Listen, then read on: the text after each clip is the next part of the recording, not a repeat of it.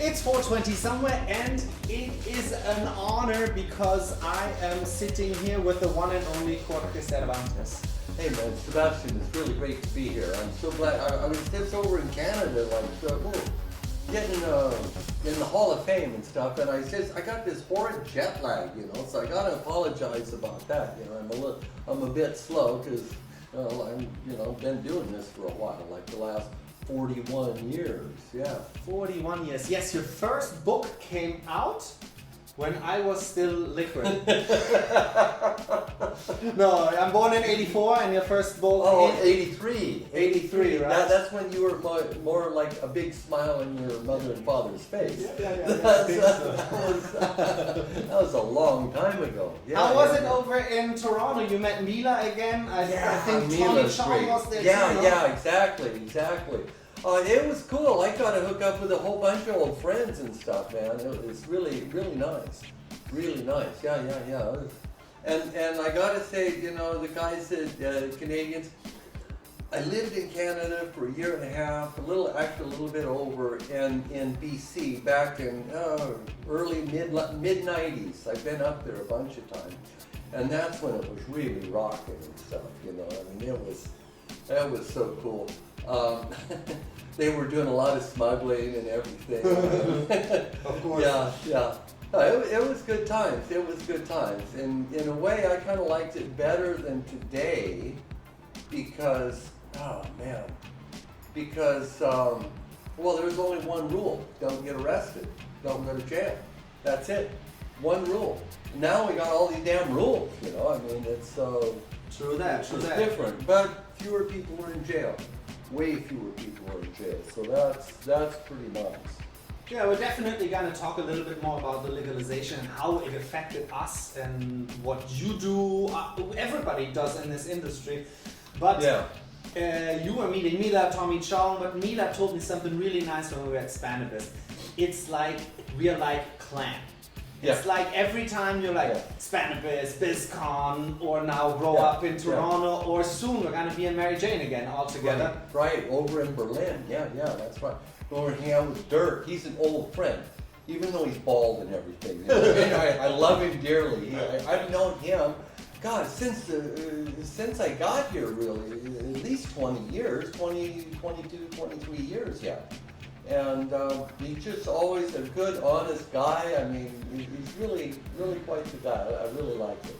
Frigro 8, who won the American Autoflower Cup with one of our strains, Strawberry Gorilla, I think in 2023, he always says this, and I love it too.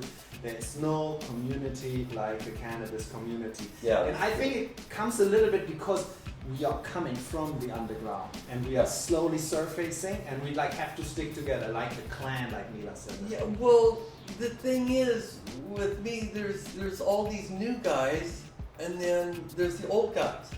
Those are the guys I know. They're my old friends, we've been together forever. And tienen que cambiar, cerrar la puerta.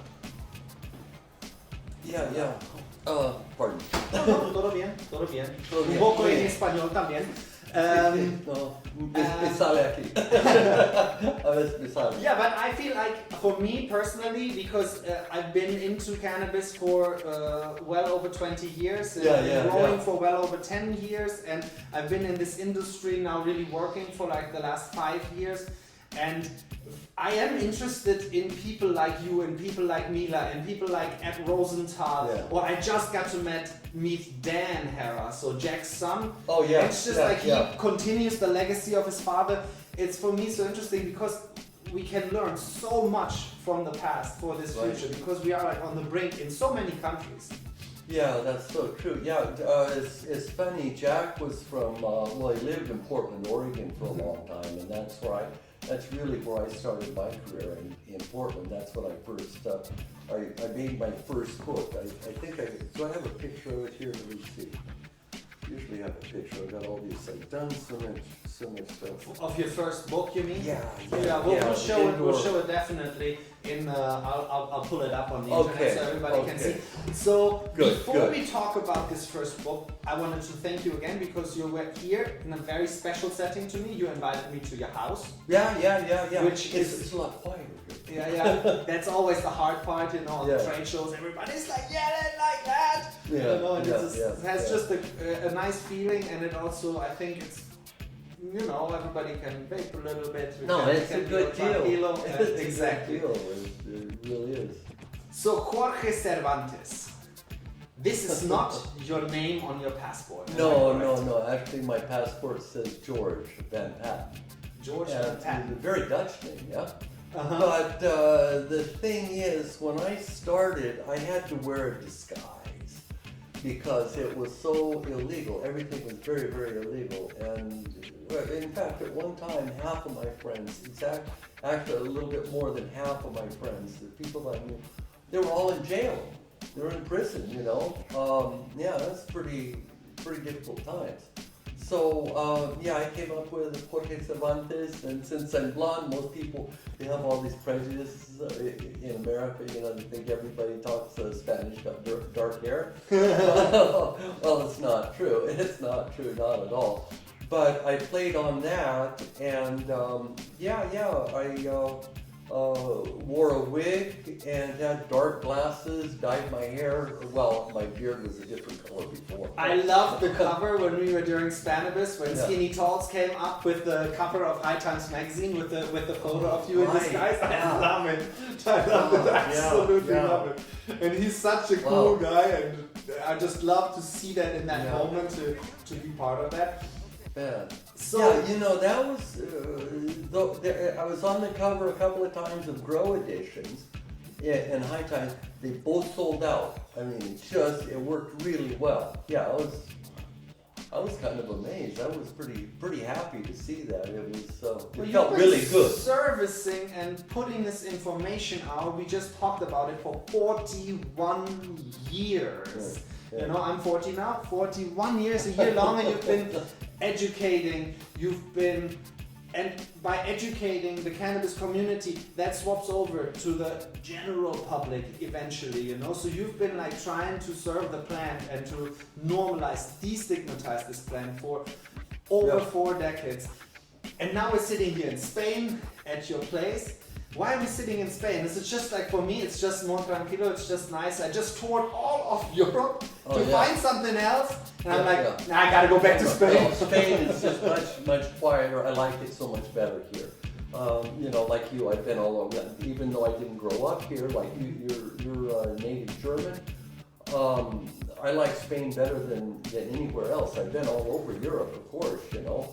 But it's just nice here, and we're in Barcelona, and this is like the anarchist city, you know. So it fits me, and this is where the cannabis movement began, in Barcelona.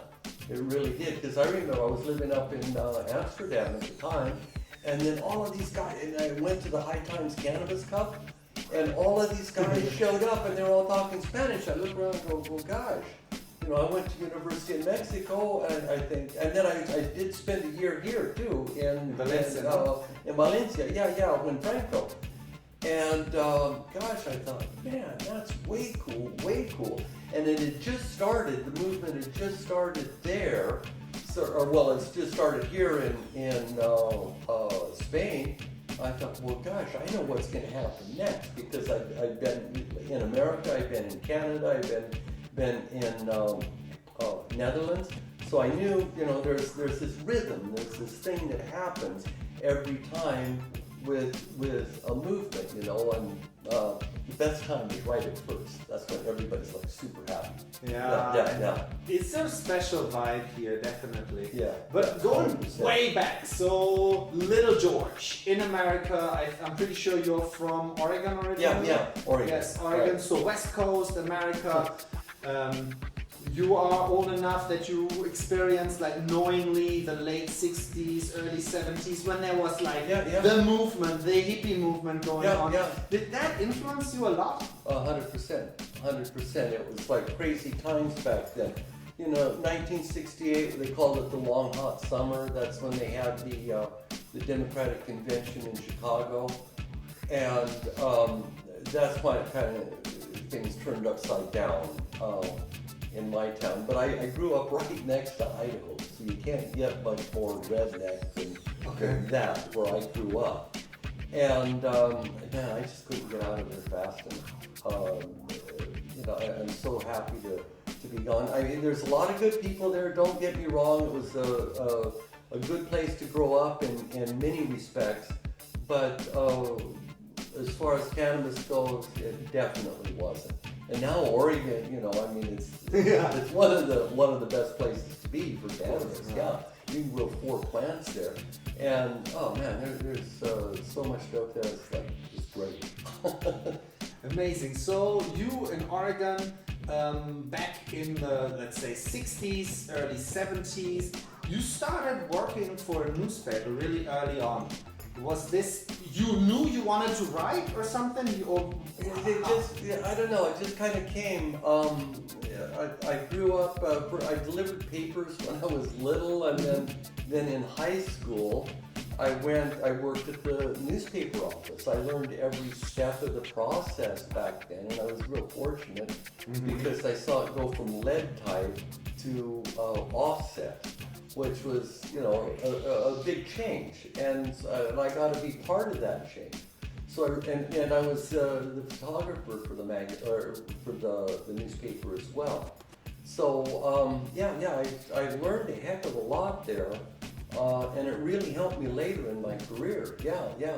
Because when I went to publish my first book, The Indoor Marijuana Horticulture, gosh, what was it? It was. Oh God, I have to go back there and think a little bit.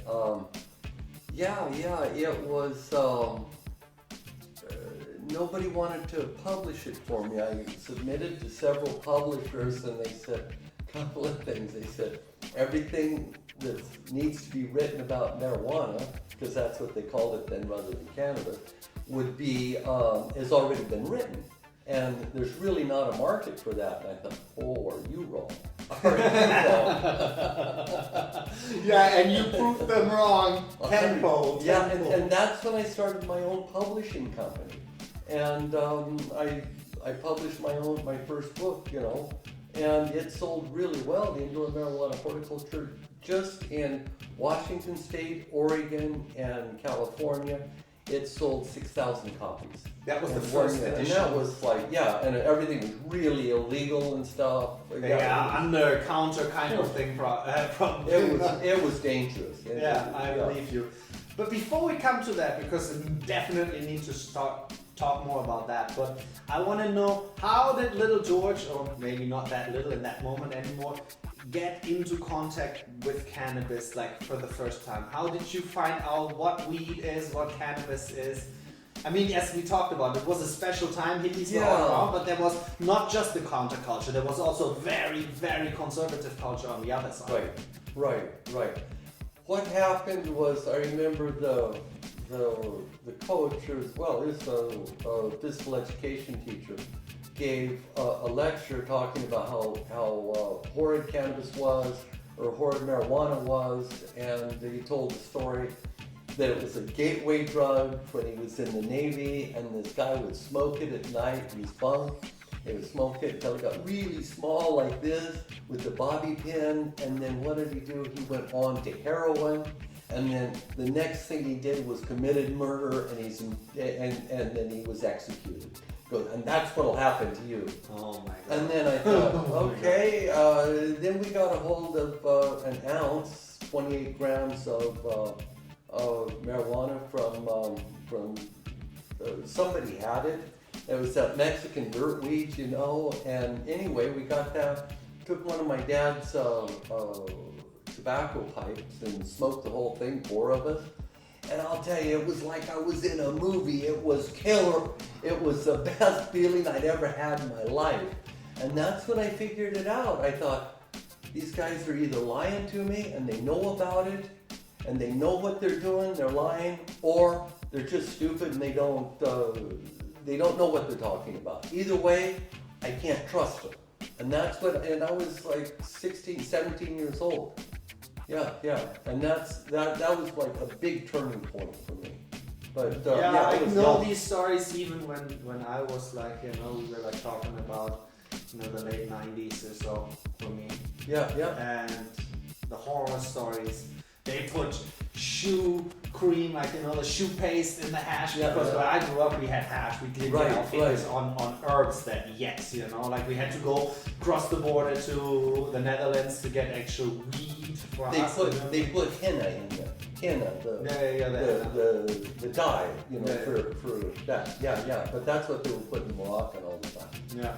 And so I remember that too, like that very early on. My best friends, I told you, I'm now at the campground right now, my grow on the go, everything. And my best friend right now randomly is my campground.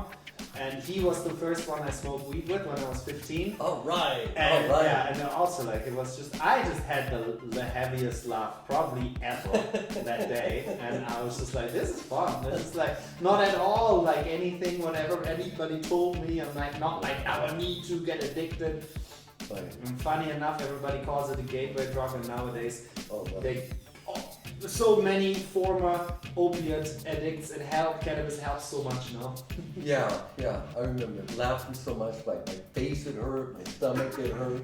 Oh God, I love coming to tears, laughing. It's great.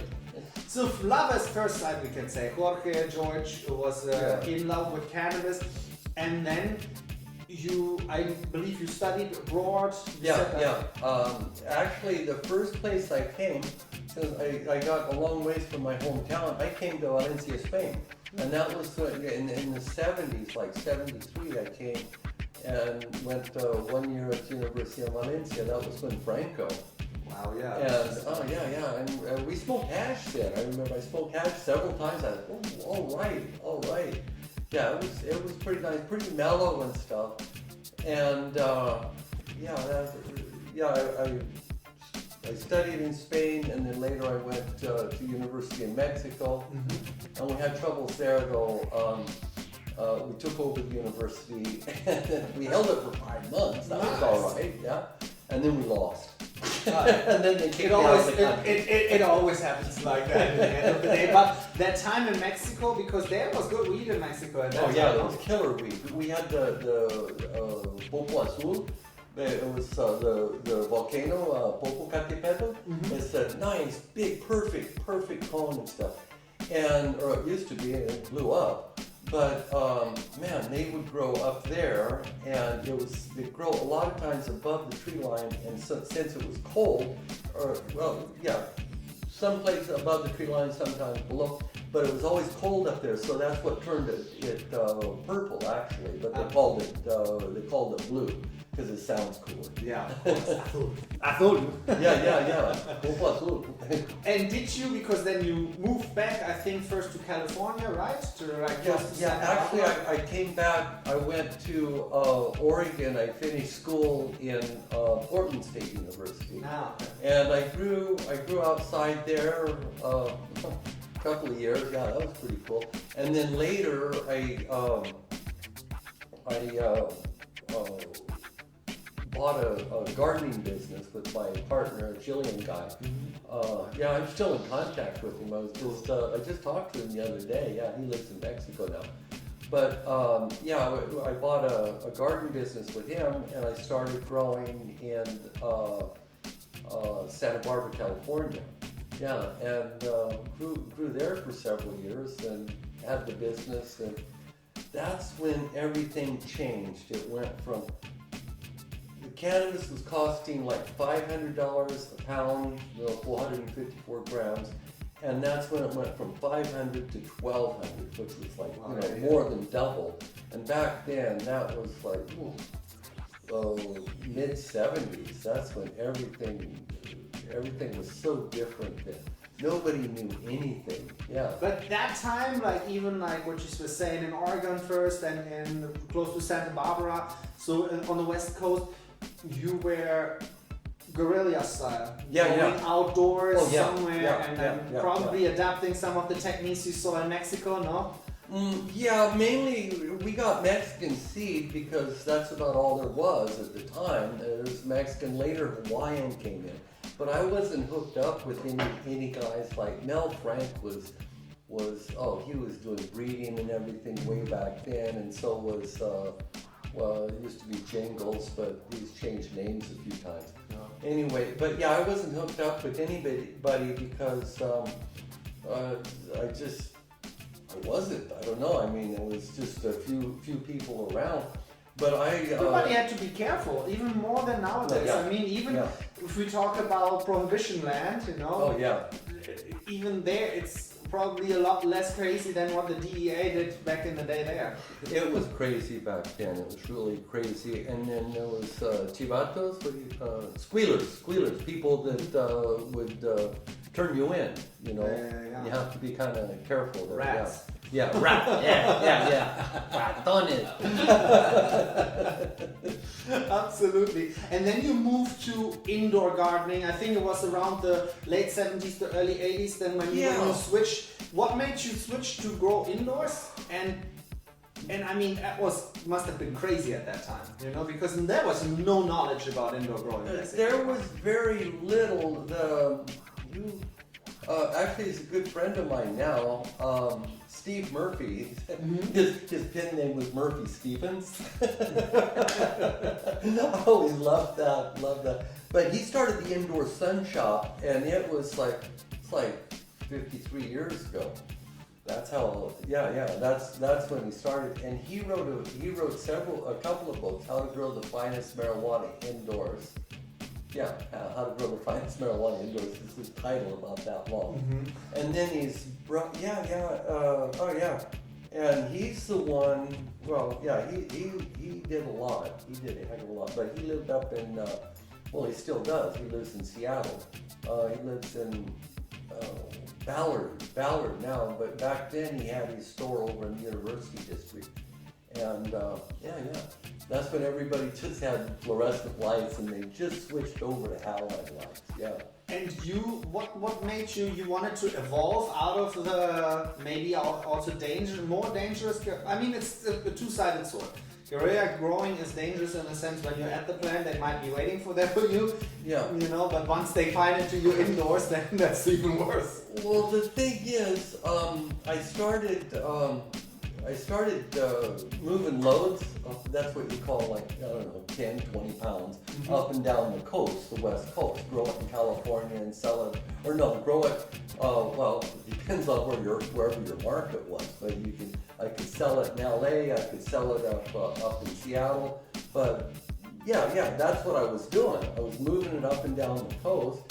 And then I thought, man, this is really dumb, because you've got you put your thumb on your pulse here and you go, I'm going to get caught. It's just a matter of how many times, when. So I figured that out.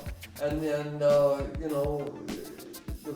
and I remember I met a guy, he was one of the guys that I was buying from, actually. I was buying and selling it is what I was doing for 2 years, about 2 years.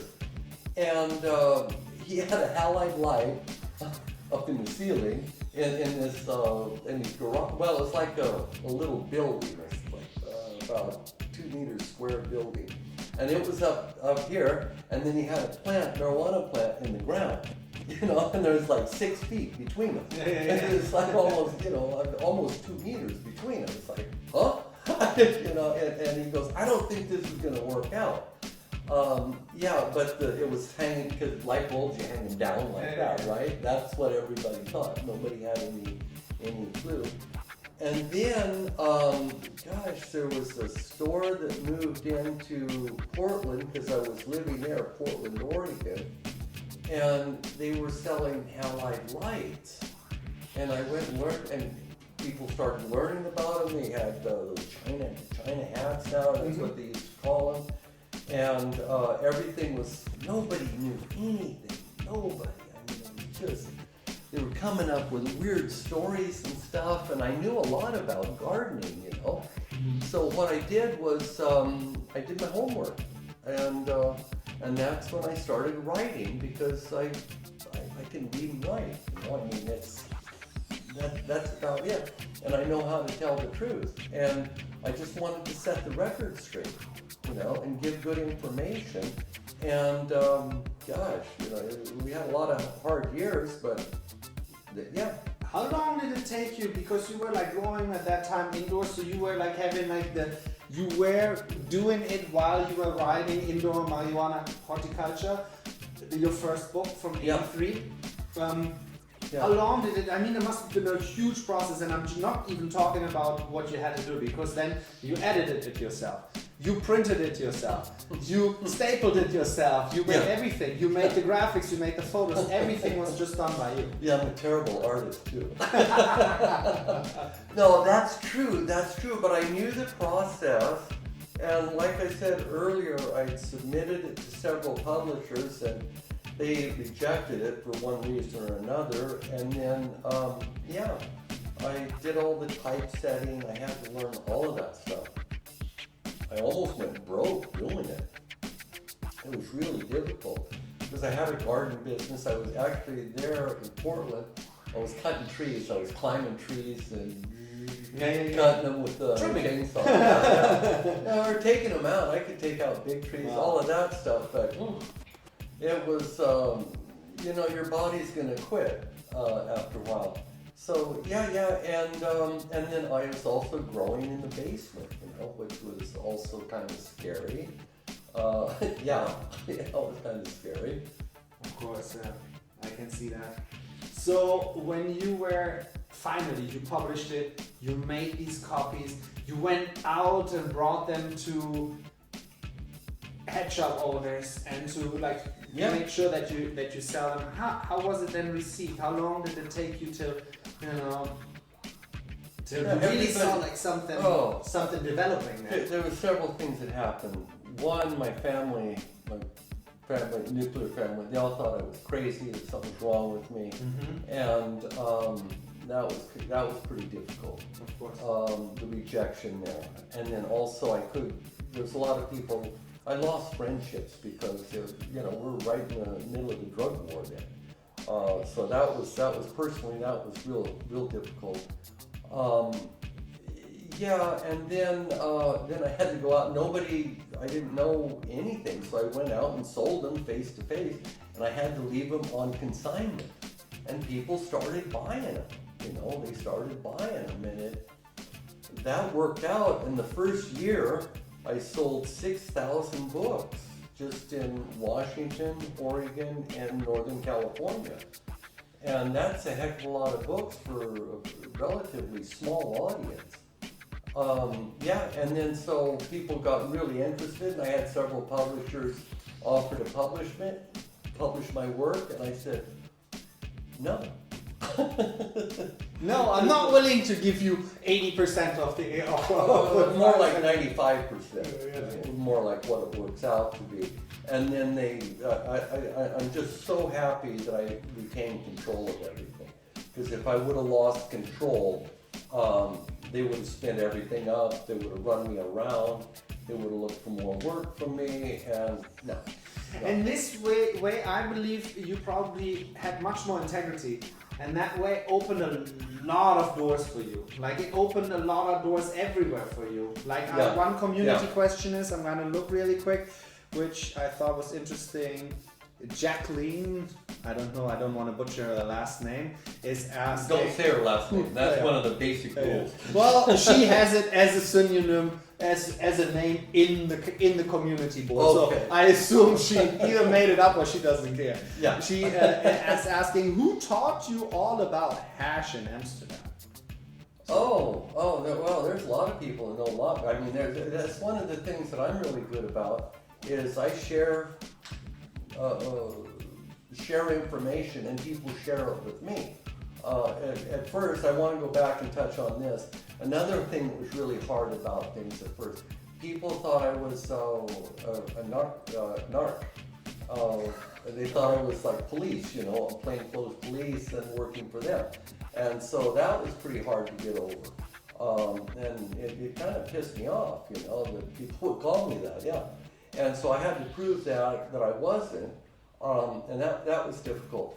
But as far as hash goes, I learned a lot in the Netherlands, because that's when Well, I mean, they're hash guys up there. Then that's also probably the time when Mila started experimenting with her pollinator, no? She came before me, and she lived all those years in India and stuff, you know. Mm-hmm. But she's always been crazy about hash. Yes, for sure. She has those big ass joints, the big long ones, smokes those. Yeah. I mean, I love Mila. She's old friend. She's such a lovely really person. Good. And she just has knowledge, and she just is an amazing businesswoman. And what she powers through, I mean, respect for you just coming back from Toronto. In a few weeks, we're back in Berlin, like always touring. Yep, and I know, as I said, I'm only 40 years old, and I know what a weekend at Spanibus or a weekend at Mary Jane or at BlizzCon does to me. You're wiped out afterwards. Yeah. You're quarter like completely like that because you can't talk anymore. I just don't want to see people sometimes. You know, I'm just sick of it. It's like I can't talk anymore. I just need quiet time. I feel you. But it is great to see the people in person.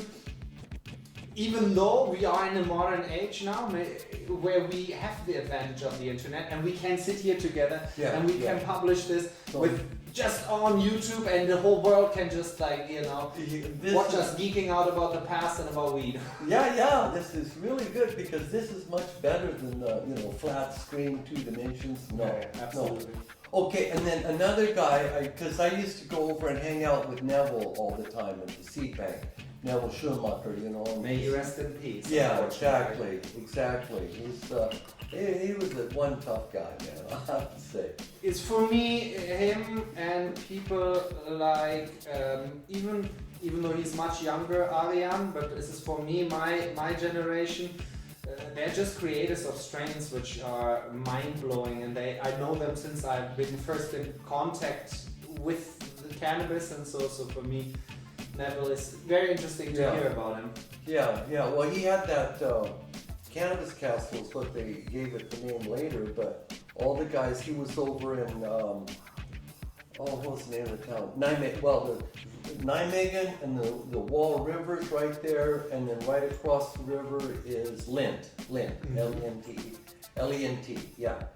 And it used to be an old brewery, right by, and they call it, and you go into town and you go, and I remember pointing out, I go, what do you guys call that house over there? What, you know that old place that marijuana guy bought? And they go, oh, you mean the big house by the dike? And that's what they call it, the big house by the dike. Yeah. And he bought that old place, and then he chiseled out all of the basement. It was like an old house, like from the 1830s, 1810, 1830, right in that range when it was built.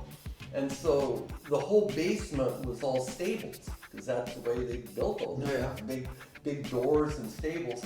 So what he did was he got a jackhammer and then made ditches everywhere. And then in all the stables, that's where we put different grow rooms. And then he did quite some crossing. Oh yeah, no, I mean the guy was really brilliant in that way. Yeah, because he started breeding canaries. Is what it started. Yeah, back in Perth, Australia. Yeah, I used to hang out with him. I had my own bedroom there and everything for years. Yeah, but we hung out a lot together, and it was pretty interesting. But he was the guy that brought everything together. All of the different strains came to him, and he had the wherewithal to breed them. Yeah. He was also one of the people who probably one of the first ever, knowing what we know about, who really started trying to breed a bit with ruderalis. Yeah. In fact, that catalog, I helped him publish the catalog and distribute it in the United States. It's my friend Don Collins from Portland. He would come over. He had a head shop. What the heck's the name of it? He probably still has it. I forget the name. I haven't talked to Don for a while. What the heck's the name? It's right over there on Lombard Street in Portland, Oregon. And we came over, And he had that first picture of Ruderalis that I saw, and I didn't know about it back then. And anyway, but that was taken along the highway in Hungary. Yeah.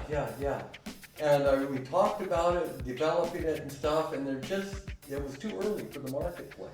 Yeah, and it was also tough, I think. It's like Neville had so many different things, and I feel like which made Ruderalis in the end, auto flowers, automatics, however you want to call them, needed somebody like Sasha. Somebody who had to really adapt his growing, somebody who knew from generation, Yeah, but Sasha came in later. He's French-Canadian guy, for people that don't know, joint doctor.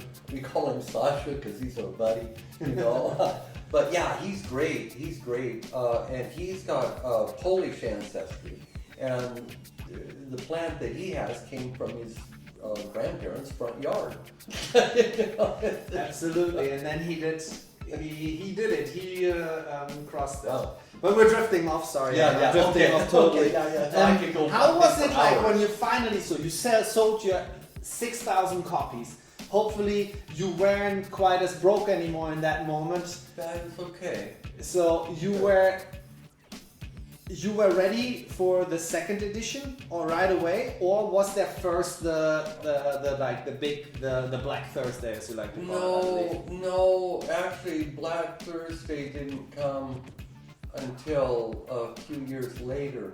That was the first year, and then after that, I went to a printer, an actual printer, and I could make a book with a spine on it. One of the problems was my other book was stapled, and it doesn't sit on the shelf properly. And so you can't sell them in bookstores. And then so I learned about that. I had no clue about any of this stuff. Anyway, and then several distributors picked me up. One of them, Homestead Books, who David Tatelman. I mean, he's a very good friend of mine for ever since then. It's been my whole life.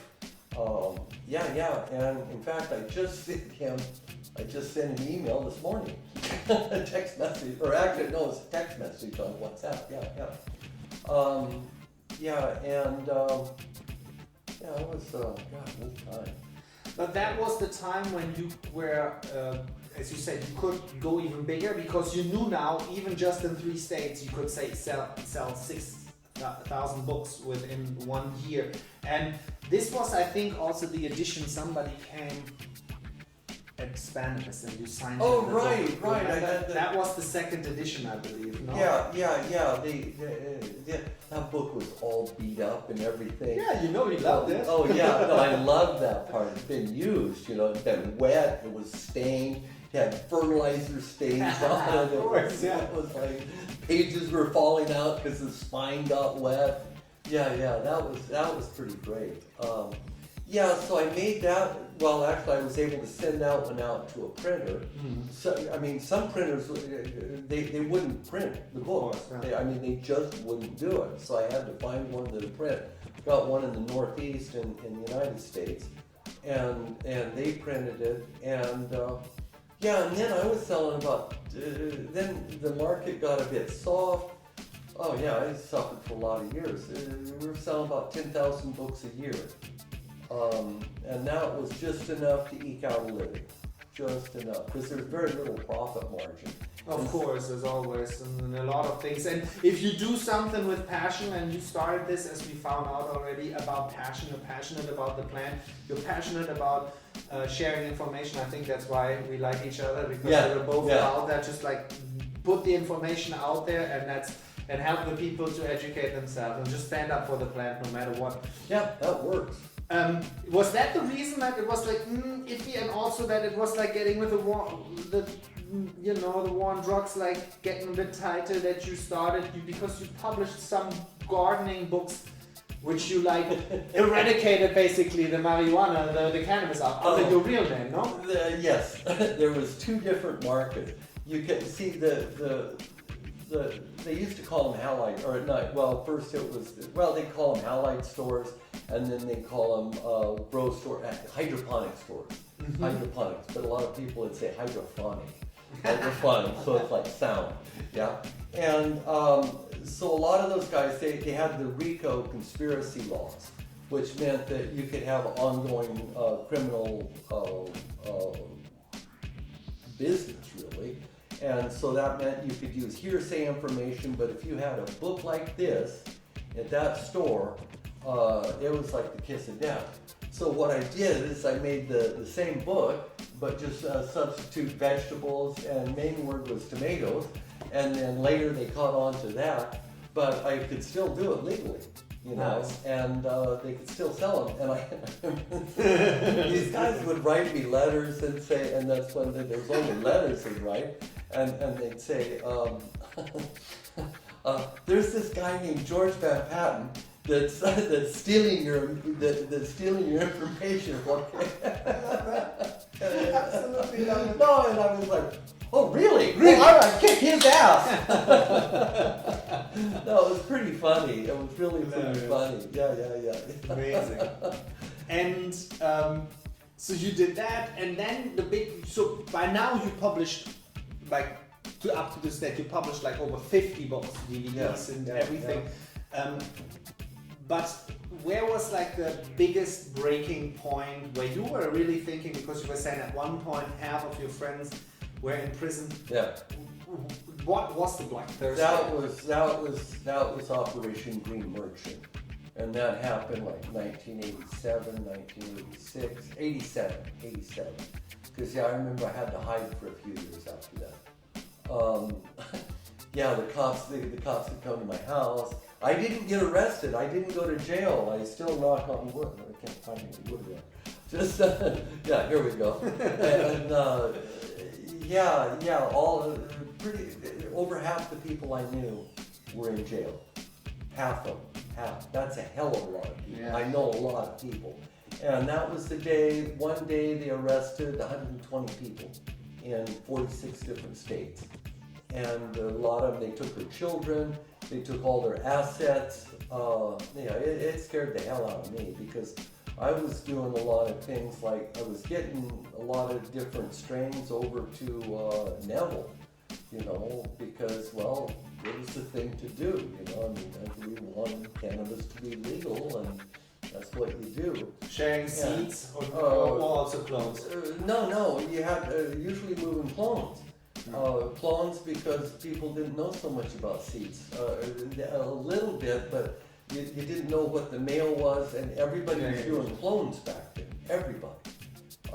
Because, you know... Well, I mean, you have a clone, you have an exact copy. So for somebody like Neville, who was always breeding a lot, and who, you know, is responsible for creating a lot of strains, of course he wanted to have exact features of the plant. Yeah.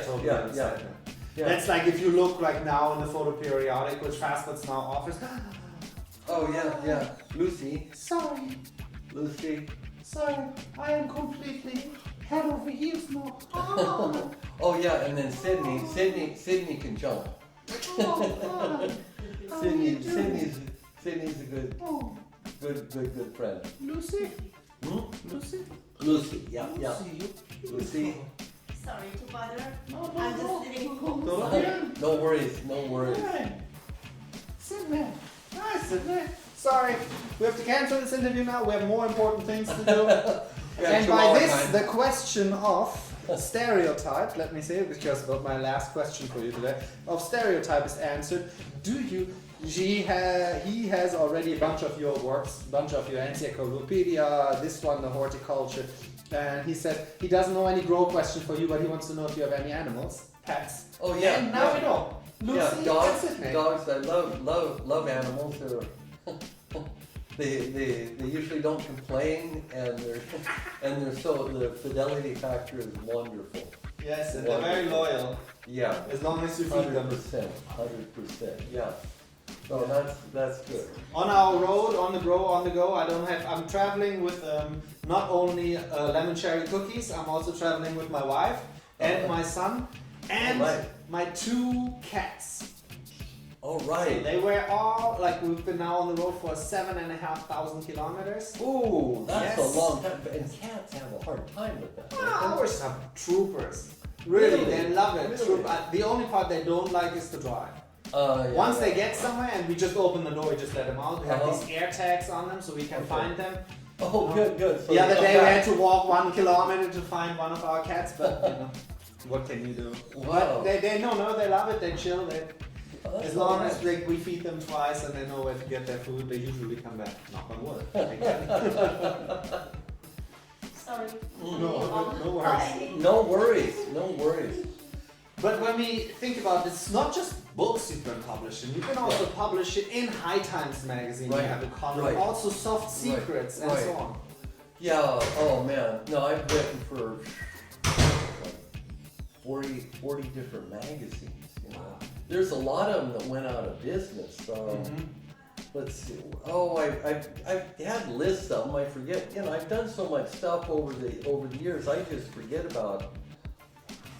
If I don't have a deadline, like when we think about like your books and you publishing, and this is a lot of self-publishing, and eventually it got bigger and bigger. I mean, we have to talk about that. This one, let's show it for 1 second. Cannabis Encyclopedia is now available in 11 languages. Yeah, I'm pretty proud of that. I'm really proud of that. That is cool. Yeah, in 11 languages, yeah. And it is available for free on your website, marijuanagrowing.com. That's correct. Marijuana with the J, not with the G like the Mexicans. So they're spelling marijuana. Love Mexico. Love Mexicans. Yep. And and then anyway, 11 different languages, and that to me is a real big thing, because my whole goal in the beginning was to teach the world how to grow more and better cannabis. And I'm just really pleased with that, because it's come back like 1,000 times, you know, because now there's so many people that know so much more than me, that are better educated than me, that have more energy, they're younger, and I get to learn from them. You know, it's like the best. I feel like you can learn everywhere. You can learn from everybody, everything, and you can never know enough about the plant. I'm just listening to audiobook when I'm driving or so, when my family is listening to their own stuff. I'm listening to a book about organic, you know, about bacterial, microbial, and fungi life. I mean, like, there's nothing, like, the soil is you can just become a doctor on soil. Jeff Lowenfels, you know him, is teaming with microbes, That's the one I'm talking about. Yes, yeah. He's a very good friend. I texted him like yesterday morning. I mean, I talk to him all the time. Circles the guy's brilliant. He came to visit me, you know, him and his wife Jude. Wonderful guy. A brilliant guy. And he's very good heart. And it's a lot of times when the people who are into gardening, you can just like, I don't know, they're good, they're just, I don't want to say better people, but like a little bit. My best friend's like, I like growing, like outdoors, and I said, but growing indoors is so nice. But I don't want to. And I'm like, but growing indoors is so nice, you live in Germany. No, but I don't want to. Please, let me give you a lamb. Let me try. But did these magazines in the beginning help a lot spread the word? Yeah. No, it's really, really important to write for everybody and to share as much information as possible, because a lot of the magazines were really small. And like, for example, one of my very good friends, really good friend, I just talked to him last week, as a matter of fact, Tom Alexander, that started Sinsemilla Tips. And that magazine went for a bit over 10 years, and finally the DEA shut him down, or shut his store down and everything. And they arrested all these advertisers. That kind of like took all his income away. And then he started Growing Edge after that. But all of these guys I know, you know, Steve Solomon, who now lives in Tasmania. What was his name? Ferdinand the Wise. I always loved that name. Yeah, but all of these guys, you know, there's been a lot of really good people. A bunch of them, they just burned out. I saw a lot of people get broken, literally get broken. You know, you take your kids, you take somebody's address, all their assets away from them, and it just breaks them. You could see it. You know, soul gets broken. It's scary. It was a lot scarier. I must tell you, I still sometimes get paranoid. I put my face here on here. We talk right now. I say I have a grow on the go. If anybody puts two and two together, that's just like we are still in Spain. Yeah. We're in very mild prohibition country, very mild, but still, you still don't want to be. When I participate in a cup, like the Autoflower World Cup. Okay. You participate, you have to bring samples in, That means if you don't just bring one sample in and you bring that in and you want to have enough for the trade show, you're driving around with copious amounts of weed is never not scary. And having plants in your house, many plants, maybe too many plants, as some people say, too many plants for yourself, and they come, it is a scary thing. There's a lot of scary time. People say they're never scared. I say bullshit. I think everybody gets scared. I get scared. There's a lot of nights I wasn't able to sleep. I've been shaken down at the border numerous times. I hate it. I don't like it. It does something to you. It takes part of your soul away. But it also makes me really angry. It makes me want to proceed. And then Matt, Matt ICANN THC is one guy from the US who is active in the US. I really like him. He has this Talking Loud podcast, and I always refer to it because we need to talk loud. We need to open our mouth. We need to stand up for this plan, and that way we are getting somewhere. And we look to Germany, and I'm so excited to go to Germany. Finally, for the first time, I'm gonna smoke my first legal joint in Germany. I remember the first time I did in America. It was amazing. I bought it legally and with a credit card, a business credit card. I broke every rule. I got a receipt. I didn't pay cash. It was a really big deal.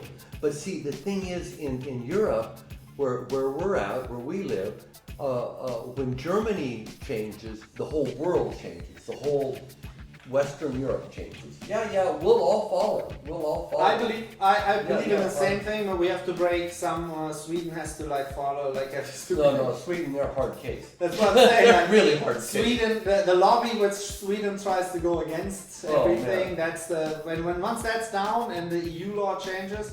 I hope that countries like Spain, Portugal, there's many who will follow. I hope. Hopefully very soon. Well, Malta already has. Luxembourg has, but there's not even there's like 100,000 people. Yeah, I was just about to say, now we're talking about 300,000 people in total.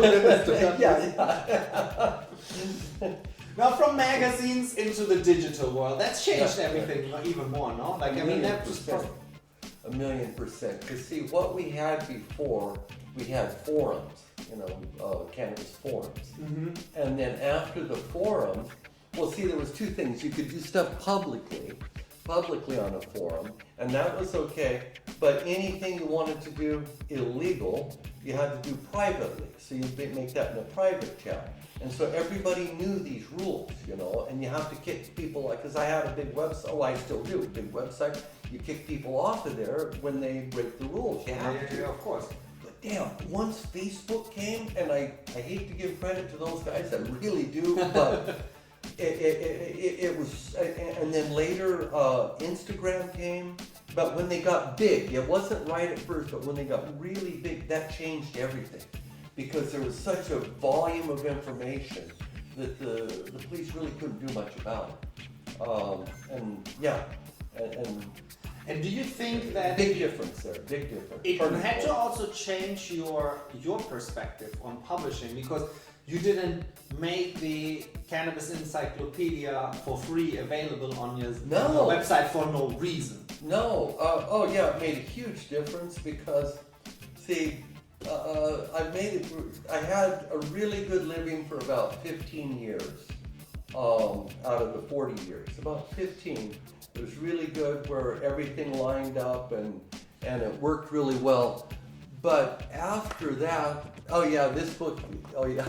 That took a big part in it, I would assume, that book. Yeah. I have this book at home for many times, and no matter where I am, as I just told you, I was touring all over Europe. I was also in Sicily.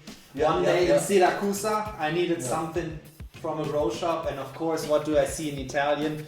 This book, and I say, here. I was trying to get a good deal. I was like saying, like, look, I know this guy. This is my friend. This is my friend. Oh, okay. Here's a like, funny story about the Italian edition. You know, I get that done. I have to do all the translation. I get an Italian. It's expensive to do that. Okay, so we had everything done. I got the book printed and stuff. The first pallet I sent to Italy, that's when fucking Berlusconi, he closes down all the grocery stores. I mean, it was the same week.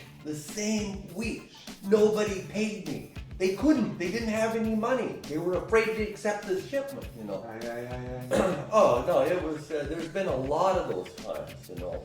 It's a tough Canada, I business, used to do this, I mean, it's over and over. Australia, you know, we had pirated, just on and on and on, you know. No, it takes, like, as you said, really like, hard. luckily you were like, but when I were coming, we were drifting off. So now you had those 15 years, and then things changed a little bit. Yeah, finally, yeah. I mean, because I had to wear that silly disguise for like 20 years, you know. Yeah. And then it was really interesting because when I moved here like 25 years ago, I still wear it for the public, but I had a lecture down here in Plaza Catalunya in FNAC, the cultural French store down there, because a lot of Americans don't know that one. And anyway, I had that, la poli bien por mí. We gotta smoke it off. We gotta vape it away really quick. Guys, sorry. Quick break. Burn the evidence. But oh no, that's a fire. That's a fire right there. It's the ambulance and everything. But that's the fireman. But what happened was I gave a lecture at FNAC, and it was a huge deal. I mean, it was late 90s, yeah. It was a huge deal, and then it'd be like CNN, but it was Canal Plus, which was here in Spain. Now it was like the CNN in Spain. Yeah. Well, Canal Plus comes in there, and they're filming everything, and it's standing room only. I mean, there's people like everywhere, and I had no idea it was going to be such a big deal. It was kind of weird. Because I have like my real face, you know, I had no disguise, and I'd never done that before. And that was a bit scary because, you know, I thought, oh man, I just moved to this country and I could get kicked out. Hell, you know, it was scary. And then anyway, Canal Plus shows up, and then they pick me up. It's like slow news that week or something. You know, there's not a war or something. So they picked me up. And it happened for, God, about 3 weeks. I was on TV about 6 times a day for about a minute, but over and over the same. Everybody knew me in the whole country. They all knew me. I walked on the street and they said, hey. You know, I mean, it was a very nice feeling, yeah. So then I felt immediately safe here, and I said, I can never leave. It's a good feeling, yeah. Once you have that. Yeah. I know exactly what you mean. Yeah. It just like gives you like some, it gives you some peace of mind. In a sense. Sorry. It's to be wanted. Sorry to interrupt. Can I borrow your phone, please? I love this vaporizer. It's like, I love this one. Yeah? Yeah. Yeah. Oh man, I like this one so much. It's, you know, like. I think it blows pretty big clouds. Yours, if you want to go, you can like. I think you might win the cloud contest. But this one is very nice because it's very stealth. Oh it's yeah, very small, very stealth. You slide it in your pocket and like. This one you can hit it hard for a long time. And this one and vaporizer in general is just so much fun because there's so much people nowadays having these like e-cigarettes and they blow all these crazy clouds. Oh, yeah. And if you have good enough strains, like I'm having our mimosa cake here right now, nobody knows what's going on. Oh yeah, nobody thinks about it here. I mean, it doesn't. People smoke them all the time indoors and stuff. It's pretty amazing. Yeah. Where were we? Let's. I don't know about how the digital time changes. Oh right, the digital stuff that changed everything. And two, about that time things were, well, let's see, 98, I think it was 96, 98 is when the law changed in California, Proposition 215, and everything started changing very slowly after that, because here we are like 25 years later, and it's just starting to be legal everywhere, you know, and yeah, there's a lot of misinformation. The police weren't informed really well of what was legal, what was illegal. Happening right now, Germany, same thing. Yeah. Happening right now, the same thing. But you guys follow the rules. You know, that's the one thing about Germans, they follow the rules. It's crazy. And it's really weird. It's crazy what happens. Like, I'm sorry for the hard time. Everybody, yeah, I know. That's why I had to leave Germany. I can't, like, you know, like. My wife's always making fun of me, like me being German, following the rules, or wanting to follow the rules, you know. And then my best friend laughs because I'm always the one who does not follow the rules, and so on and so on. Always too late. España. Exactly. Spain is super. I'm like 10 minutes later, like nobody has a big problem. In Germany, where I would be all mad. Oh yeah. Like that. It's not for completely different, but I'm so happy that Germany is. And the German cannabis community is amazing. There is not just Germany is not just crazy following Prussians, following the rules punctual. Like there is cool people. There is you know, like Slowpoke Fuego, but there is so many funny people from the community, and that's what it's all about. What was that? The guy. What was his name from Stuttgart? Jorgen too. Was his name? Black Man. Mm-hmm. I remember he was exiled. I don't know. I haven't heard from him in a long time. But we used to hang out all the time. He came over here one time to visit and stuff. But they exiled. He went into exile for about almost 2 years in Switzerland, and then he made this big.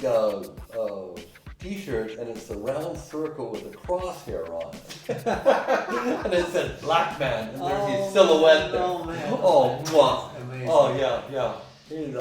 I love, for me, what is the best part about, as much as I love this the most, like hanging out here right now, talking, having a very, like, you know, really recording this and bringing it out to the world. It's also fun for me once this is gonna air, and I'm gonna hang out in the chat, and I'm gonna talk with the chat. Because that's what the amazing part about me is in these modern times is that the exchange with the community, there's just nothing like that. You can actually talk openly about stuff now, and before you couldn't. You know, it's really pretty amazing, and I like it a lot better, that part. And it gives people, even in Prohibition land, it gives the anonymity to people who can be in a chat forum or like watching our interview airing right now, for them right now on YouTube, and they can talk with me, they can talk maybe even with you, maybe you're gonna be in the channel, and they can be safe there because nobody's gonna know where they're from. If they're from maybe a country like Singapore or something, completely, you know, in hell, basically. Okay, you talk about something funny. This book right here, you know, if we make it Japanese. It's the only book, it's first book in Japanese, first really good cannabis book. I've got another book in Japanese. It's a smaller hydroponic book, you know, but this one's 100% Japanese. Well, that's the one that gets the most hits.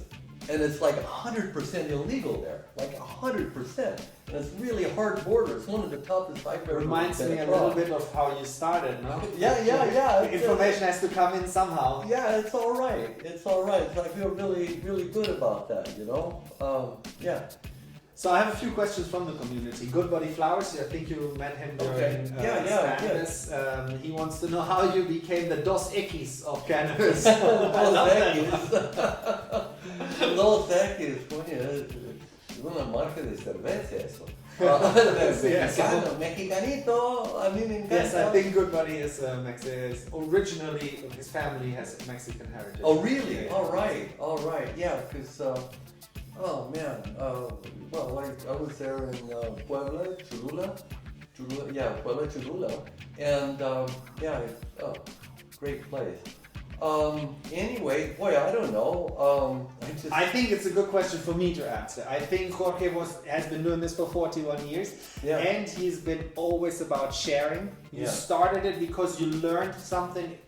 You knew there was an informational gap, and you researched it, and you published it, and you did it yourself, and then I think you became bigger, little by little, and you just said you're very proud of that. It's available in 11 languages. That's a big part too. You have to make information available for everybody. Yeah, and here's a big thing too. I always tell the truth to the best of my ability. You know, so I've been wrong. I admit it. You know, I'm wrong all the time. It's okay to be wrong as long as you admit it and go forward. You learn out of your mistakes. Exactly. So. And then when you show your face, it makes it okay for other people to show your face, to show their face. And another one of my favorite sayings is, "Do this at home today." Try this now. Plant today. Yeah.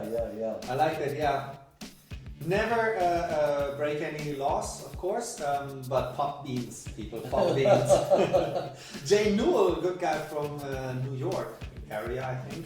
I've been in contact with him for a long time, and he wants to know what was your most memorable grow. And I would like to limit that, not you visited, because you visited so much, for your own. Was it maybe the first plant, or was it just a special? Actually, it was.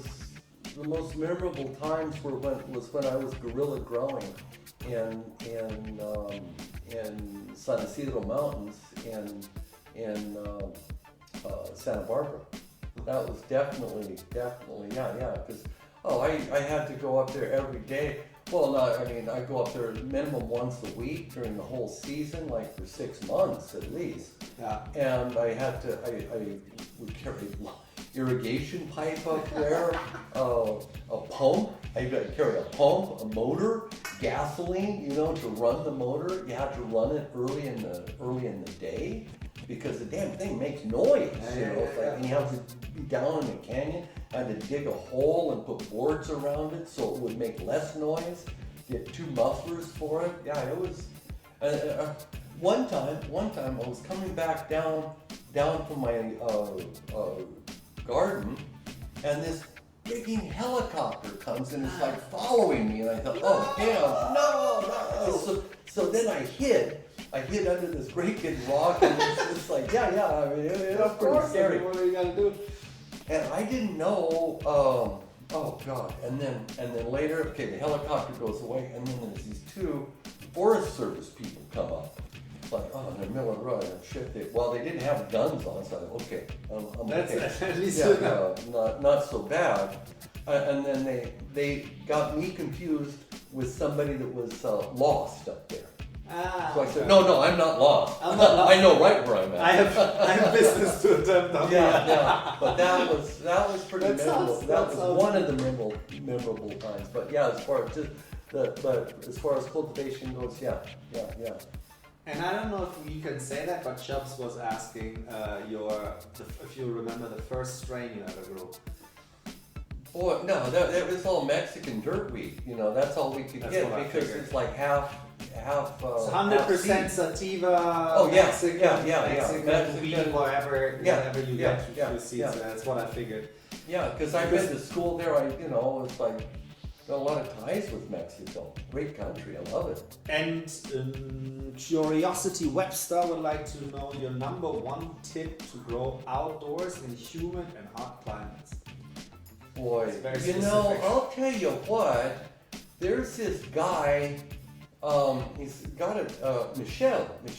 I just saw him over at in Northern California. he's a doctor. He's got a doctorate degree, right? Well, they developed a variety that grows well in the tropics. And I would talk to Michel, and yeah, I mean, do I have his phone number? I don't, I mean, yeah. Write us, I'll forward you the contact for, so you can check that out. Yeah. I would say in general, I think that growing like sativas, like strains from that area, from the tropics, there's Thai wheat, so why would you grow something which grows in the Hindu Kush when you have those climates? Yeah, but the big thing is the photo period. Because see, everything really, it's like 12 and a half hours of light all the way from Tropic of Cancer to the Tropic of Capricorn. That gets pretty much 12 hours of light. So the photo period is really the hardest part. Yeah. I spent quite a bit of time in Colombia a few years ago, and that was pretty interesting. But that was kind of weird a few times, But anyway, what happened was they're all growing clones. You know what they do there? They take this.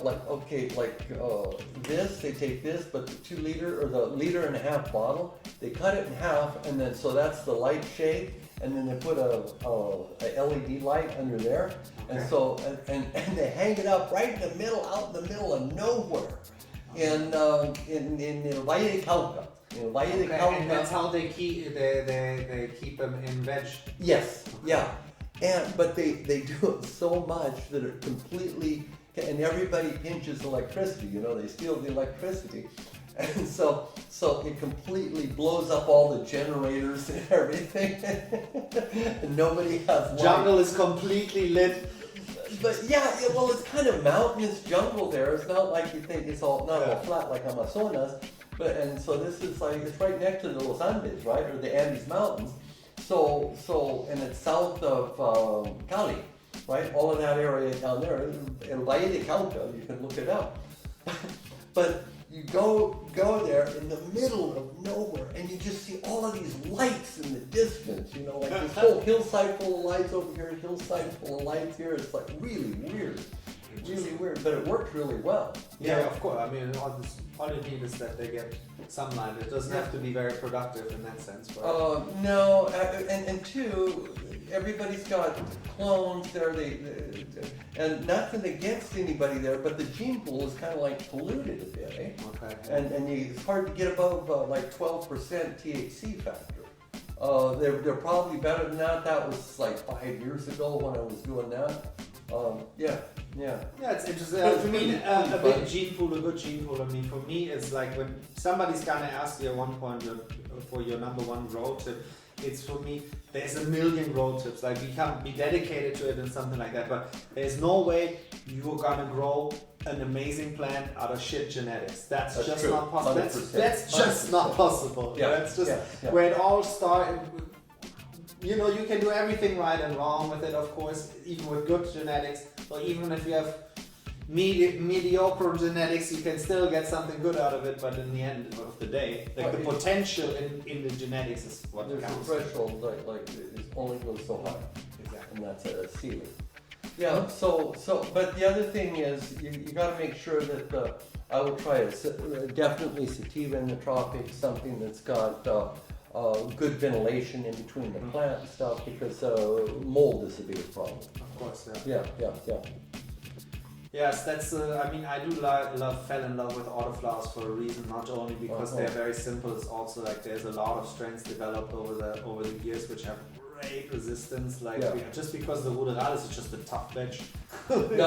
Totally tough. The interesting thing about the daylight neutral is what the botanical way they look at them is. There's only a couple of genes that make that happen. So those can be crossed with all these other strains. And if you compare just like the development of the not photoperiodic strains, the auto strains, it's of course 20 years ago when Sasha came out, there was still like 25% or even more, maybe 50% ruderalis in that plant. We've been it's not like when you create a modern autoflower, you don't start with rurales. It's just like if you want to build a modern day car, you start with the plans for like an F-Type or something like that. No, there's so much. They make breeding so simplistic, and it's anything but simplistic. There's so many different ways that it can go and stuff. It's really quite complex. It's really numbers is the thing. Numbers and just numbers and selection and numbers. Yeah, and numbers and selection and keeping track of stuff. Absolutely. That's what it's all about. Absolutely. Do you think with the modern breeding, quiet medicine would like to know, do we ever gonna come to a cap out on potency or terpene levels? Well, there's gotta be it's like how tall can human beings become, I mean, or how big can a horse get? How small can a chihuahua get? I mean, there's genetic limits to stuff. So there has to be. I don't know where it's at now. I don't know if anybody could really define that. But my guess is yes. Yeah, definitely.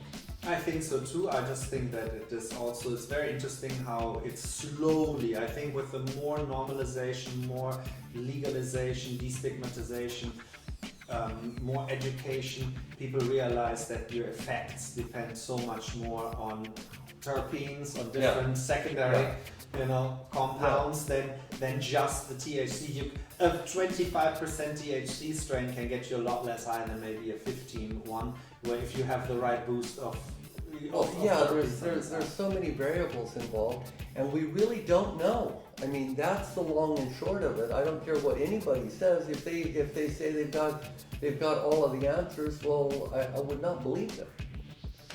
I like that. That's very true, as you always are. And Mojito SB just wants to know. Mojito SB just wants to know how you look so damn good. I thought that you liked that. I like that guy right away. I like Mojito Mola.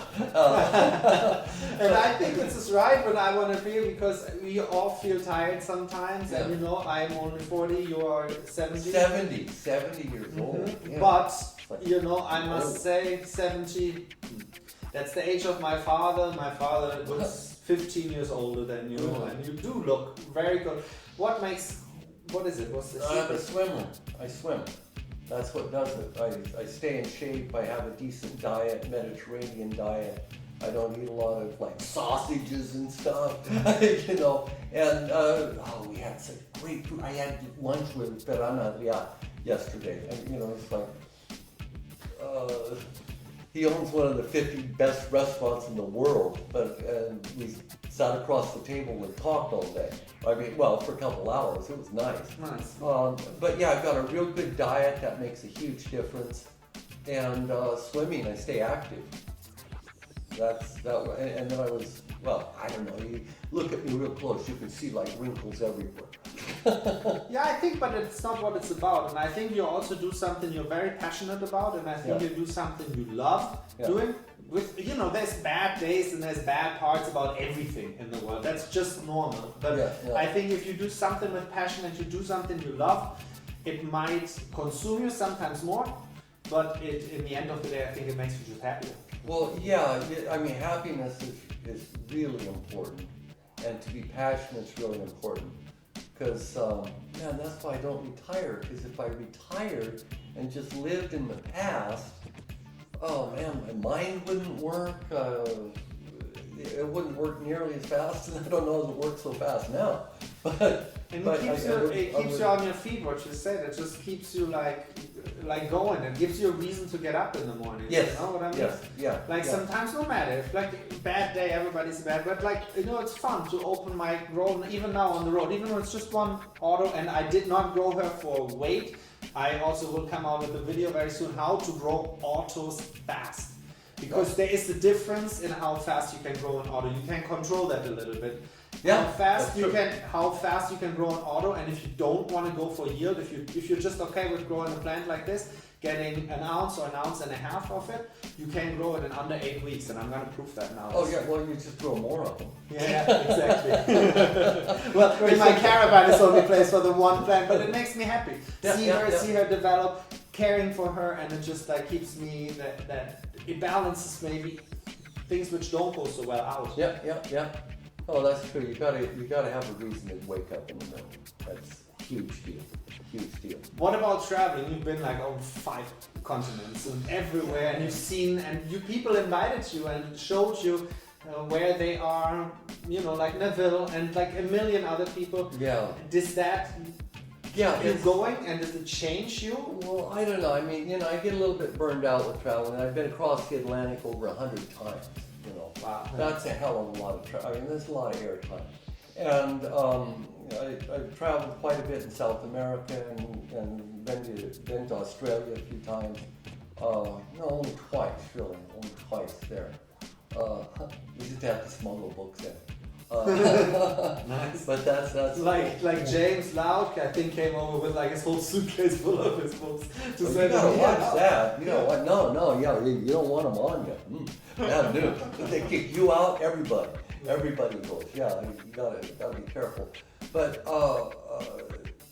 yeah, I mean, I get invited everywhere. It's pretty amazing because, well, in Latin world I'm huge, very big. That's because, you know, people from North America generally don't talk Spanish very well. Yeah. And I've been really open with stuff.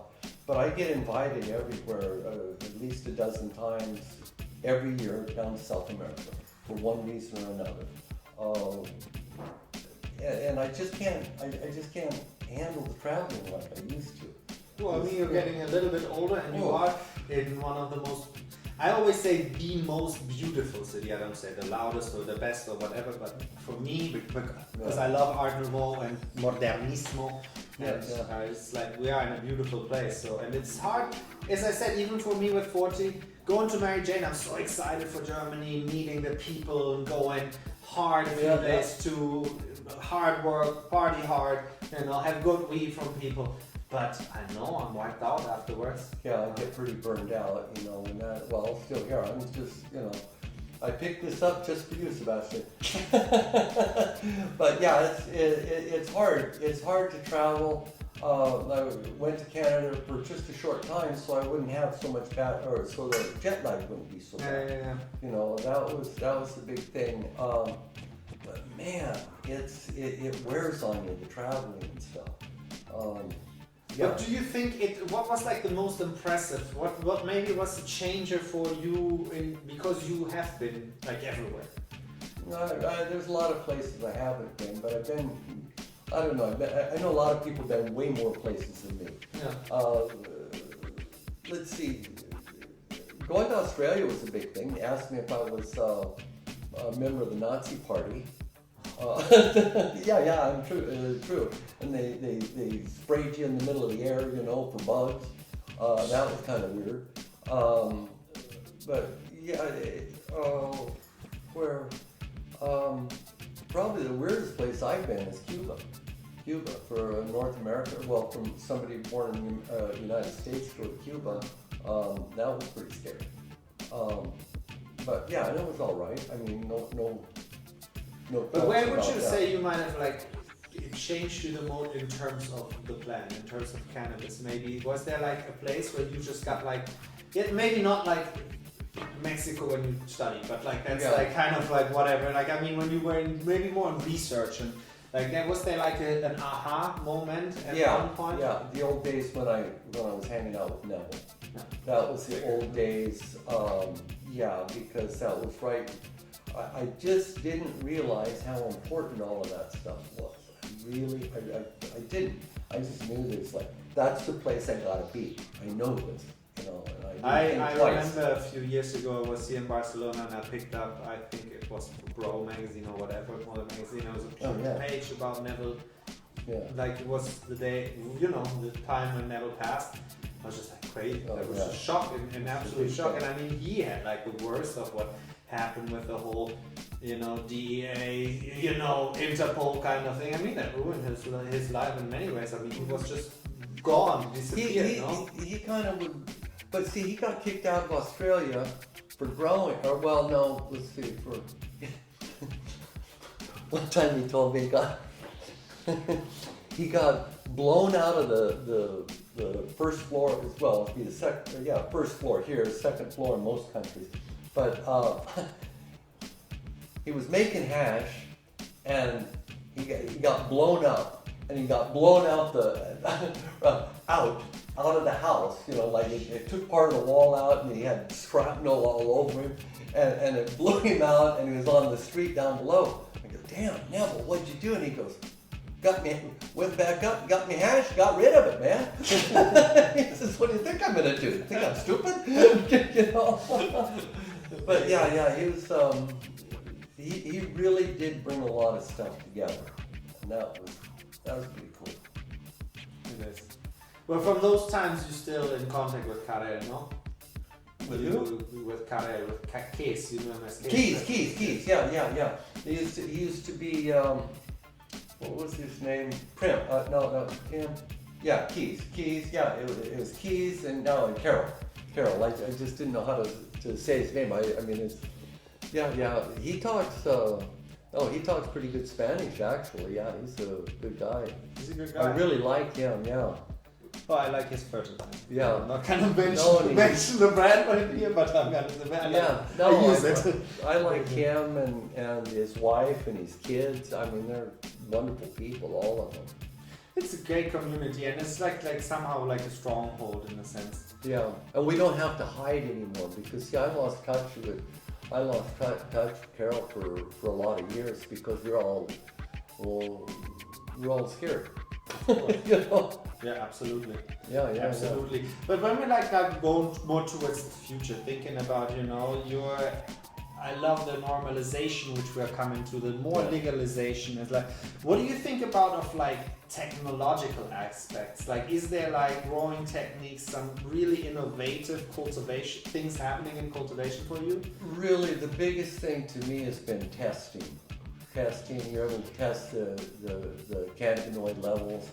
A friend of mine has this Ruben Valenzuela, has a neo-spectrum machine, and you can do field testing with that. That thing is just like the absolute best, quite accurate as well. That's a huge thing to me. And then also for pesticides and systemic chemicals as well. Because a lot of people, they'll still use systemic chemicals, and they're carcinogenic, you know, they friggin' cause cancer. And you can test for that stuff now. It's a little bit expensive, but it's totally worth doing.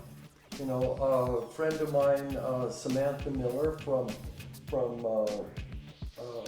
and she has a company, her and her husband, Jason, have a company, I can't remember the name. I mean, to me, it's everybody. I know everybody's first names, their last names, and stuff. But I think sometimes it's not always that important where exactly the store is or what's the name is, but like Yeah, but they're my friends for years. Well, anyway, she was testing over there for the Golden Tarp Award. That's from Kevin Jodry was he started that in Garberville, Northern California. And anyway. Over half the samples that they gave were adulterated. You know, they either had serious mold on them. One of them had aspergillus on it that'll kill people, and then the other ones were, but only if you have a respiratory disease or something, and they could kill them. But over half the samples had systemic chemicals or heavy mold inside of them. You know. Testing is amazing for me. Also, tissue culture is like that. Tissue culture is becoming bigger, and it's like really interesting. What I saw that they are actually growing out diseases out of tissue culture. Oh yeah. That you like. That's just for me. That's like wow. Really it's like really crazy, you know, especially which what's going on right now. Yeah. And here it's over in Austria. The guy Alex. From Flowery Field is he's doing the tissue culture. He's been doing that for quite a while, and he's real. And actually, his manager is a German guy. What's his name? Him and his wife. They're from down in Bavaria, Anyway, real nice guy. Yeah, I think I was talking with them when I was in Vienna last year. Yeah, I think it was exactly that. Yeah. It's important to stay informed and to know Yeah. and to learn and to be willing to learn. I Yeah, always yeah. say the people who think they grow the best wheat and they think they know everything and they don't, like, that is for me the part when I lose it, because then Yeah. I don't try new things, and I Yeah. like doing new things, and that Yeah. way I learn. Yeah. Maybe one day I will even grow a few things in non-organic. Even though that's absolutely Why? not me, because just to try it, just to know what it is about, Yeah. I give it away. I don't know. We're both stand up for organic. Yeah. Organic No, growing. you gotta try everything. But why do you and think? listen. Because it's always important for me to stand up. Why do you think organic is so important? Well, there's so many reasons. Number one, okay, for example, like I said yesterday, I had lunch with Ferran Adrià. Okay, why does he use organic produce? Because it tastes better, not because it's organic. I stole that It from tastes you. better. True. Top level chef, always organic. You Always, told me always. this a year and a half ago or so, and I've been quoting you a few times. It's 100%. And then the other thing is, it takes a while to build the soil, and it's harder to do because you have to get a balance together, and you have to pay attention to what's going on. And it's really pretty much impossible to do in a small container. You need more space. And you can do it in raised beds in a greenhouse or outdoors, but in a small container, like 11-liter pot, it's almost impossible. You can put A lot of work, let me tell you. Yeah, organic stuff on the top and have it come through, but it's really hard to stay truly organic. But the thing is, all of this stuff works. All the nutrients come in better, and you can get plants. I swear, I would use activated aerated compost tea, and that stuff is incredible. It just solves all your problems. It outcompetes everything. Lowenfels. Listen to Lowenfels. Listen just to that man for now, and then you show you. No, Jeff. Wait. He graduated Harvard University 3 years. 3 years. Wow. Yeah. The guy's brilliant. He's got really a steel trap for a science mind. Yeah. One little sneak peek on my growing orders very fast are small containers, because it's just natural, because if you give us autoflower, it will notice that and it will just start flowering way earlier. That way the plant doesn't get as big, but slow flower. But even though I would suggest very small containers, my container is also more than 10 liters in a tiny grow space, and I think my plant is only having this much and a few tiny roots. Okay. The rest is just for my living. Like my worms, because I have worms in there, I have living. Oh, really? Yeah. Wow. So I do not only have trouble with cats, also with worms. And it's what you say, it is very, very, very hard in very small containers. But Very difficult. But if you can have worms in there, that's and indoors it's like quite difficult too. You just have to maintain your soil, what you said. Yeah. Like, it's not about, I had the epiphany a few years ago, really, when somebody, and I already was growing organic. I think I was doing it naturally, but somebody was saying we're not growing plants, we're growing soil. That's correct. So once we do good soil, once we do that, you don't have to worry. Of course, there's environmental conditions, and that might be for me, one of the biggest changes over the last decade or so for home growers, is that you have so much environmental control nowadays. There's so many companies you can be in a hot, dry climate, and you can grow whatever you want to grow because you have full control over your environment, and that is a game changer for home growers. Well, it's really big, the LED lights and the technology that's followed them. And then all of the timers, all the electronic stuff. You can have your phone, the phone there, and have alarms on it, all kinds of stuff, That is exactly what, for that changes a lot. That just makes it so much easier. You don't need it. It's absolutely not needed. It just improves everything. You just can grow nicer plants if you offer them the right environment. If you don't have to deal with it's weird though. I mean, for gardening, I like touching everything and looking at it and feeling it. And I'm one of those guys, you know. It's weird that way. You can put an automatic watering system together. That works really well. The mulch, that's a huge deal. You know, once the soil raises or the temperature goes up, you can have a mulch, and that works pretty well. Yeah. You know, and then the drip irrigation. But I'm pretty old school on all of this stuff, I feel you know? you, me too, because I even like hand watering. I prefer that's the whole topic I would get into. I prefer a mix out of top hand watering and bottom watering. Yeah, like I would give water from the bottom, but if I would have a compost tea, I would give it from the top. Like make it like short like that. Yeah. But for me going away, I need drip irrigations when I go on. Like I started my few grows back. I started and went on vacation. I put the beans in the soil and went on vacation.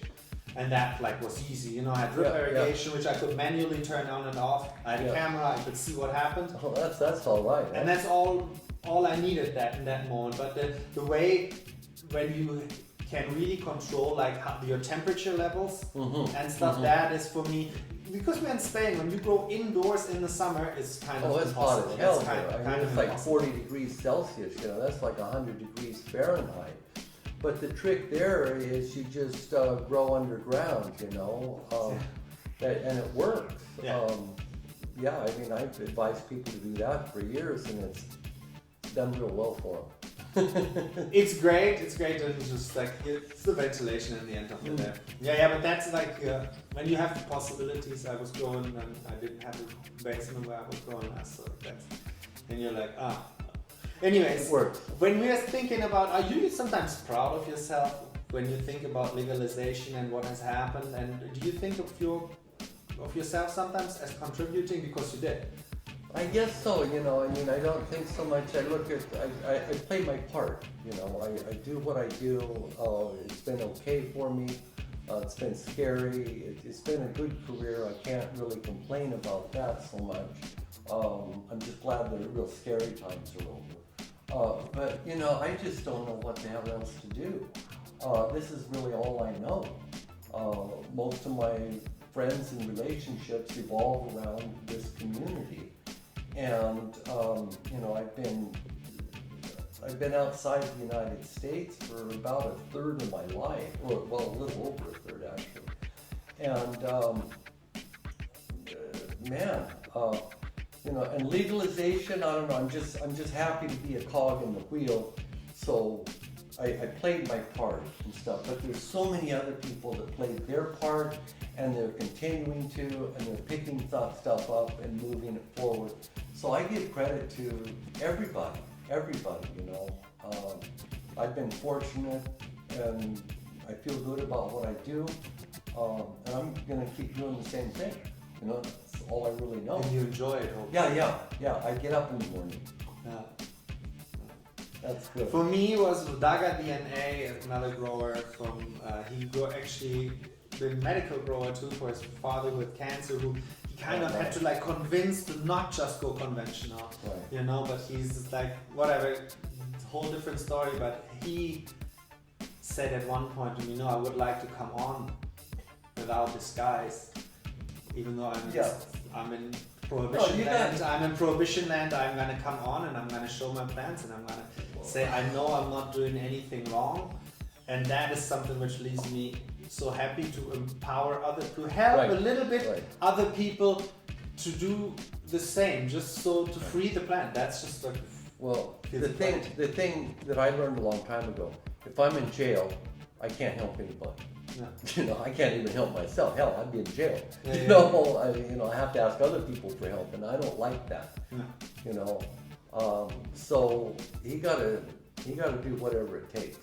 That's an old rule. Whatever it takes. Absolutely.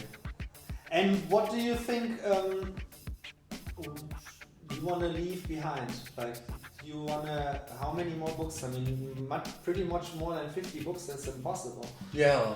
You still want to go? Yeah, you know, it's kind of weird, that, because that means I'm gonna die one day. Well, I mean, this is inevitable, like all of us. We don't know when it's really happen. What day that'll be, you know, it might be a Wednesday, you never know. Yeah, so, I don't know, a guy that helps everybody, that,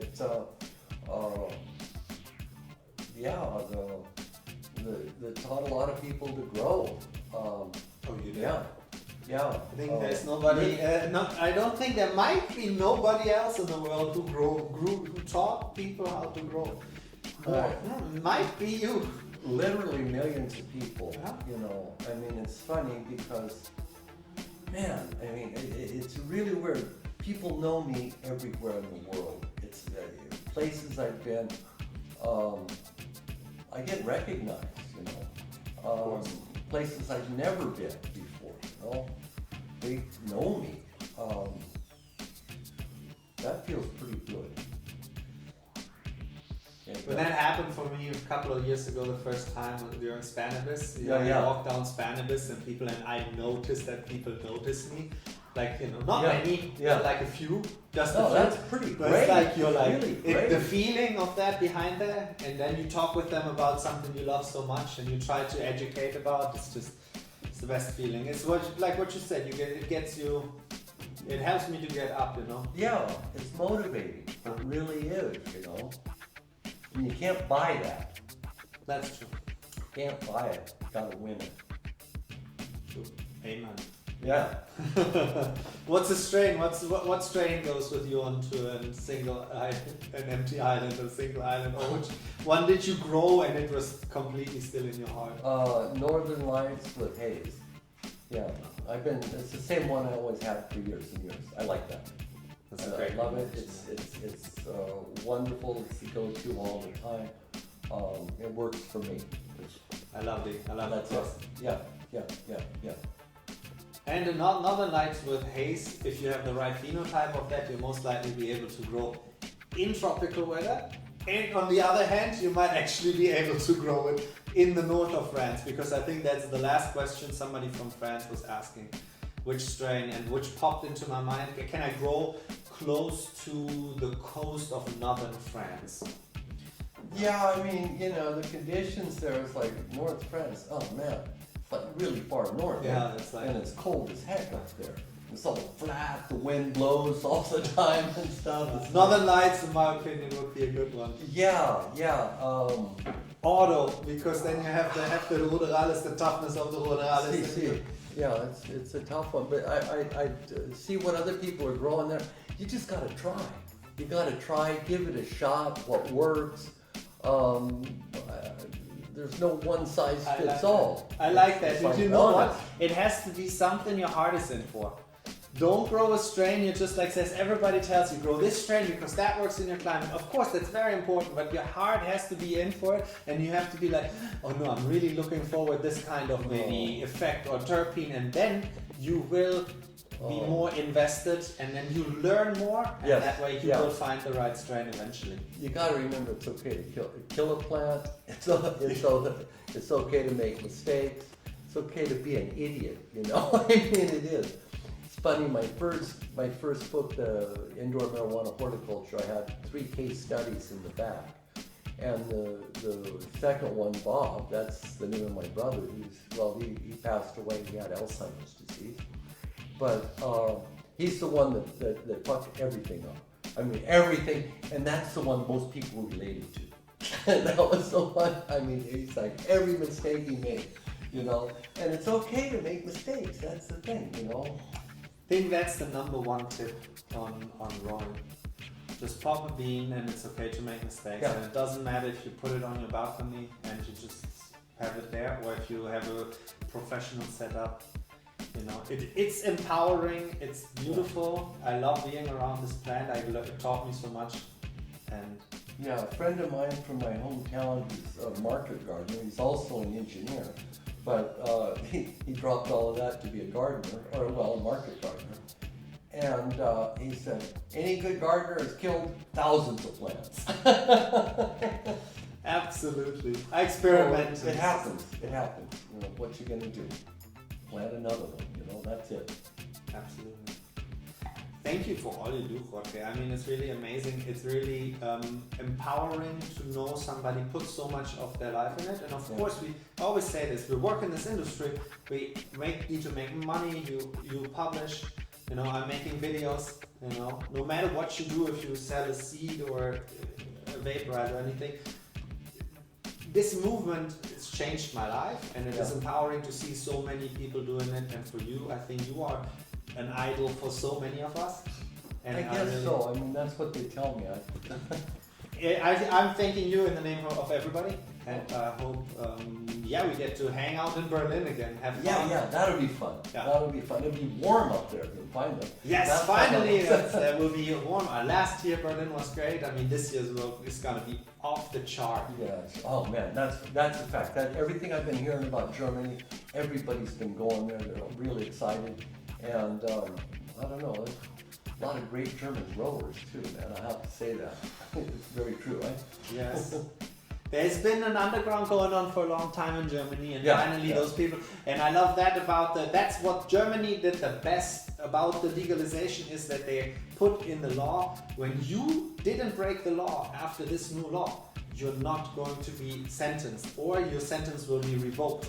And that will take, that took a lot of guts to do that, because they were really yelled at from left and right, from the judgments, the judicial system and so, but they did it, and that makes me excited. And now those people come out and show what art they do, like growing and extractions. But see, it's going to change. Things will change over time. It's not going to take that long either. I've seen it in the United States. I've seen it change there.